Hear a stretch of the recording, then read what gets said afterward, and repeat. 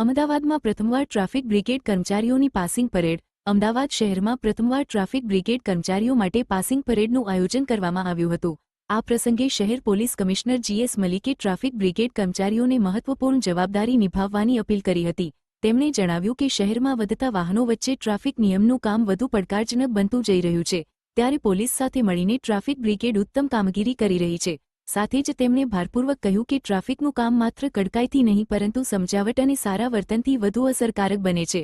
આ કામગીરી અનેક પરિવારોની સલામતી સાથે સીધી રીતે જોડાયેલી હોવાનું પણ તેમણે જણાવ્યું.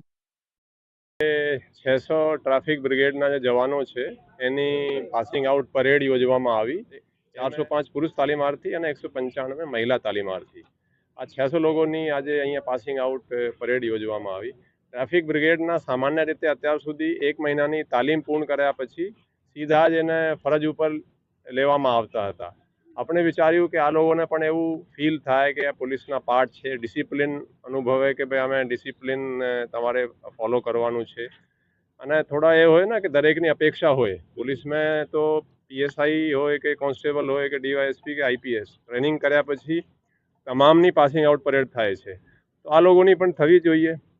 એવો વિચાર આવ્યો એટલે આપણે અહીંયા આજે પાસિંગ આઉટ પરેડ યોજવામાં આવી.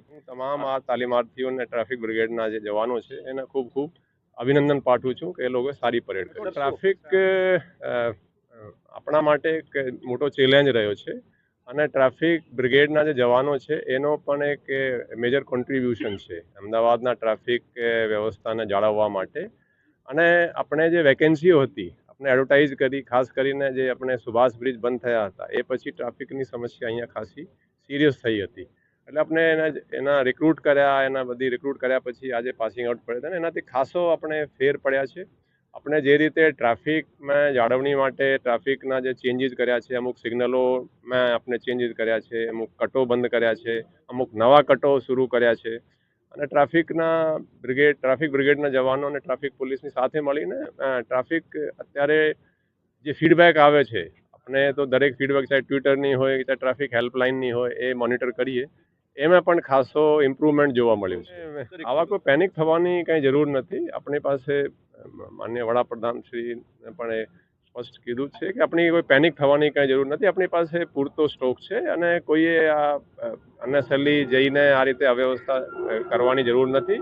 તેમ છતાં જે આપણી પોલીસ છે, લોકલ પોલીસ છે, એને વ્યવસ્થા વ્યવસ્થિત રાખશે.